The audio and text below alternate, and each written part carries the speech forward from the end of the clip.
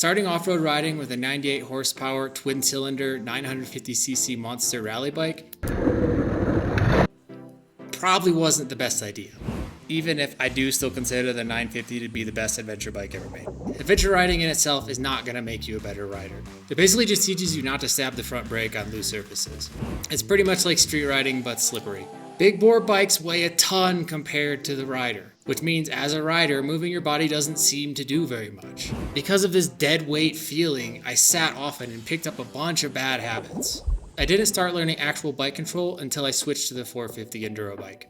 Going from a 950cc bike to a 450cc bike sounds like a downgrade if you're a street rider. Instead, I started doing trails that I didn't even know were possible on a motorcycle. The reason for this is simple, but it took me far too long to figure it out. Don't think of the motorcycle and the rider as one. They are definitely two separate systems that are either working with each other or working against each other. The problem with the bike being super heavy relative to the rider is that the rider should be able to control the motorcycle through pushing, pulling, and leaning.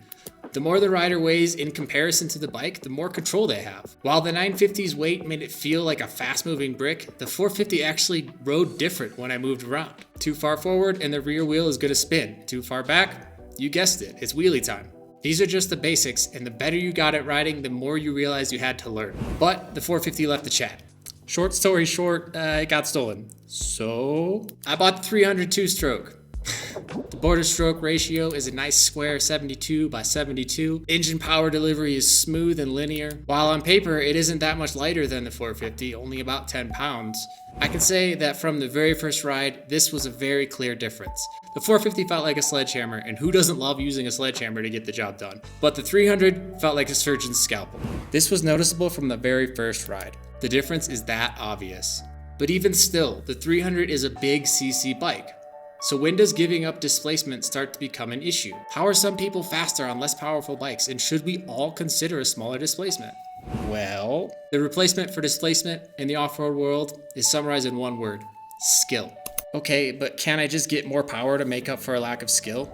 Look, there's no shortcuts here. Off-road riding is not forgiving, and bravery alone is not a ticket to the podium, it's a ticket to the hospital. That said, you will learn more from a smaller CC bike. That's the mic drop, really. What is crazy to me is that people will still go out and buy the biggest, most expensive, the best. I'm looking at you, BMW GS guys. But why is that? Why is the smaller engine more capable than the big one? Well, here's why. The lighter the bike, the more your input makes a difference.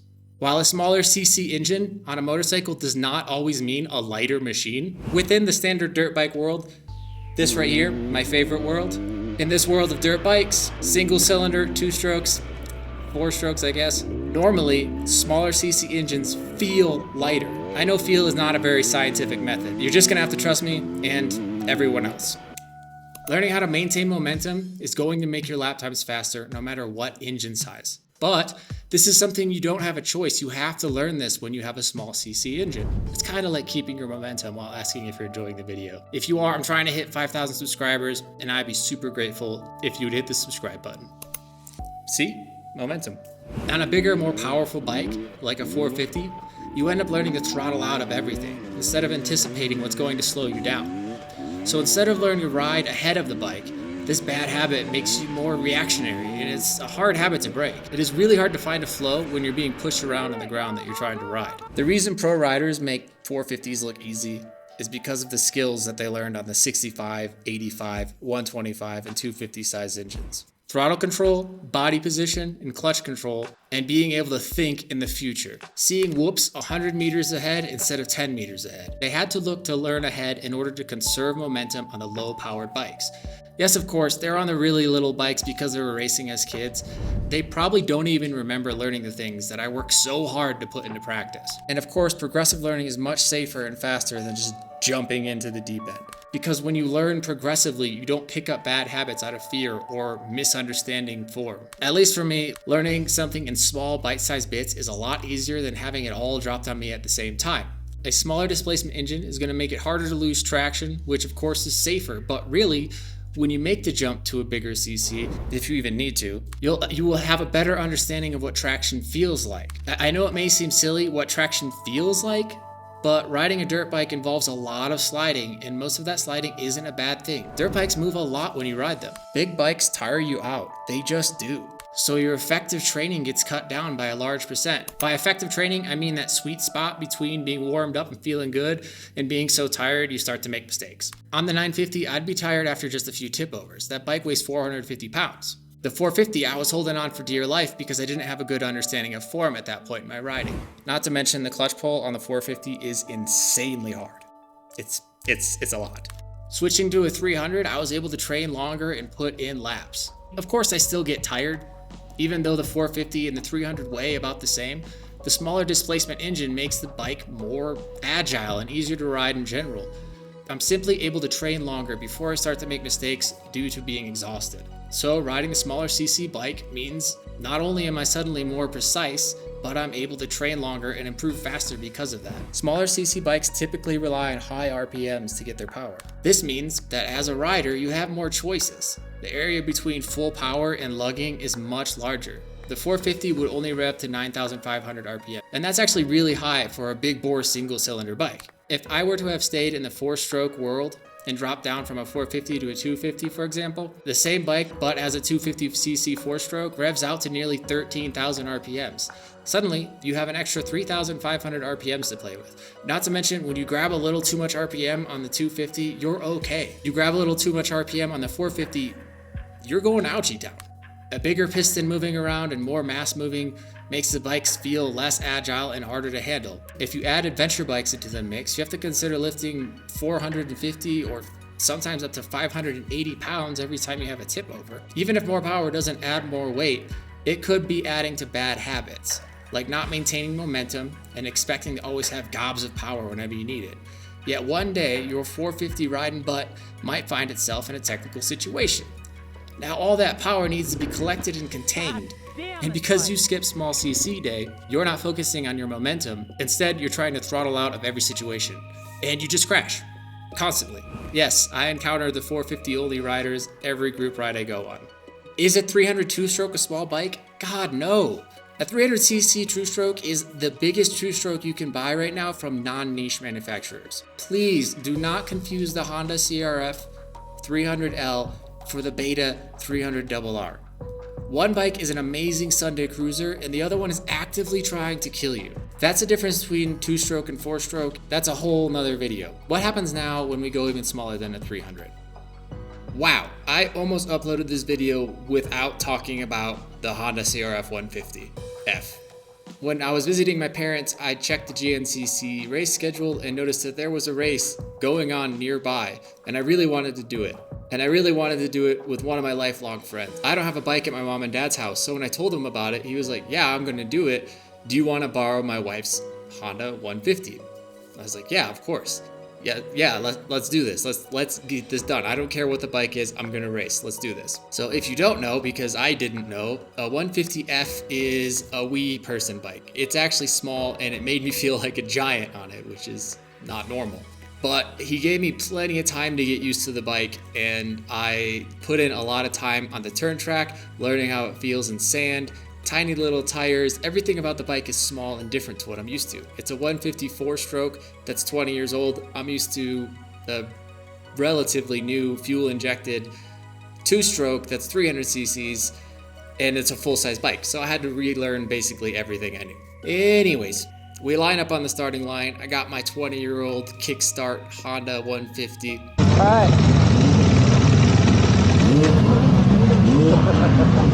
And the flag dropped.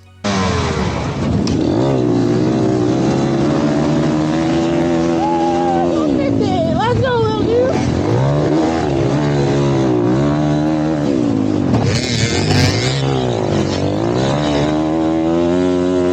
Seriously, I have no idea how I got the jump on all those big bore e-start bikes. Seriously, like, that Kawasaki was a 450. The point I'm trying to make here is that I have experience. I practice a lot. No, I'm not a pro level rider and I have no illusions that I will ever become one. But I put in the time to improve my basic skills on my motorcycle so that when I switched over to his, the basics transferred. And I was able to take that little Honda 150 across the finish line to finish in 8th place. That obsession that I have with constantly improving is also the reason that I was actually kind of frustrated with my result, which is funny to think about now because I see the video and realize I look like a giant on that 150.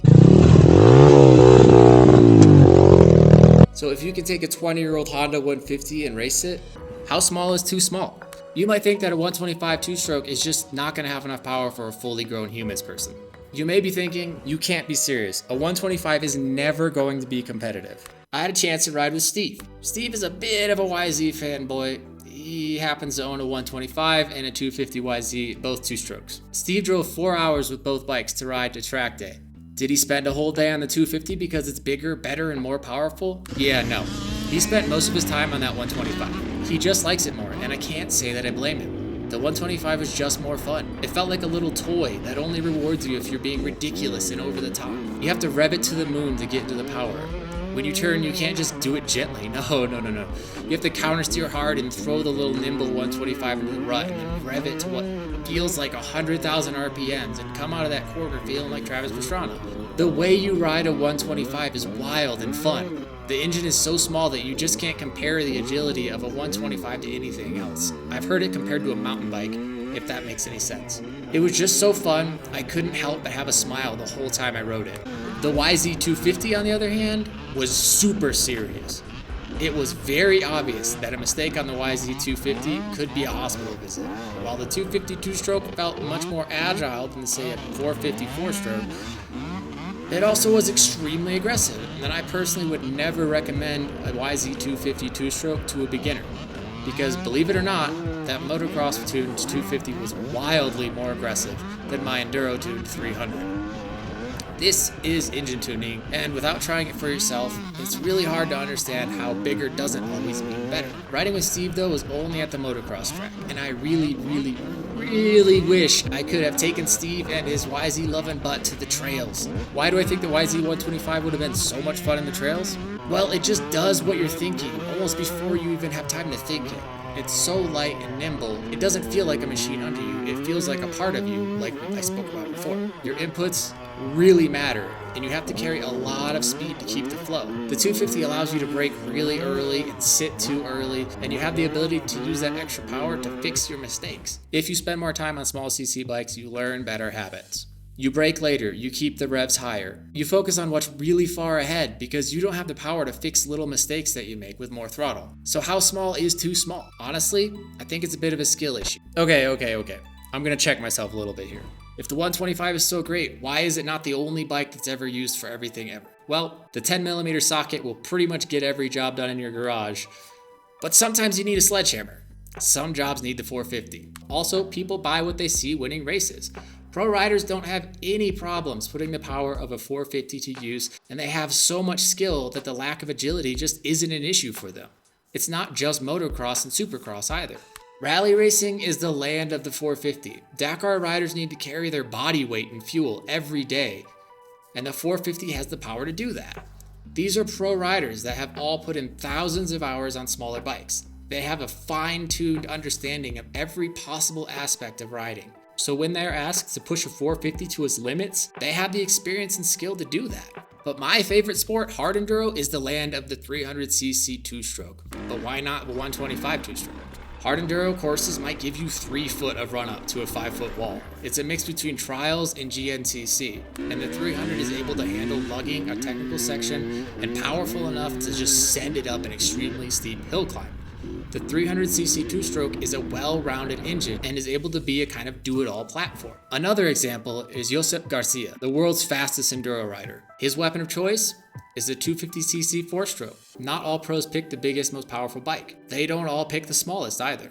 So what bike is right for you? Leave your ego behind and think to yourself, do I really want to be collecting all of that power all of the time? When you get dead tired, you might seriously regret saying that the 450 was the right choice. Not to mention the adventure bikes that might be 700 cc's and weigh 450 pounds, or might be 1,200 cc's and weigh 580 pounds. Not that anyone actually takes those GS 1200s anywhere other than Starbucks. So all I'm saying is that when you're considering buying your next bike, whether you currently own a 450 or you're new to the sport, consider the smaller CCs. Maybe get yourself a 250 4-stroke or a 150 2-stroke. Take that bike to meet your favorite online teacher like Rich Larson or Megs Braps or something. That way you're going to learn really good habits, you're going to learn some really great drills, You can practice for a really long time because you're on a small CC, agile, lightweight bike, and your body's not going to turn on you the second things get technical. You're not going to feel dead tired. Plus, the smaller CC, you get to rev it out, bro. Unlike all the 300 guys. Yeah, 300s don't really rev all that high, but I still love my 300. I'm sure you guys have a ton of experience. Let me know what your favorite engine size is, whether that be a 4-stroke or a 2-stroke. For me, I love the sound of a 125 just being wrung out. Just be careful because the front brake absolutely sucks. But I just love the all-around goodness that is the 300cc 2-stroke. That reminds me though, if you're curious about 2-stroke engines, I talked about them a lot in this video, but I talk about them even more in this other video, what people get wrong about 2-strokes. It's all about general misconceptions around 2-strokes, and I really think you'll like it if you like this. Thank you again so much for watching, and I really do hope to see you in the next one.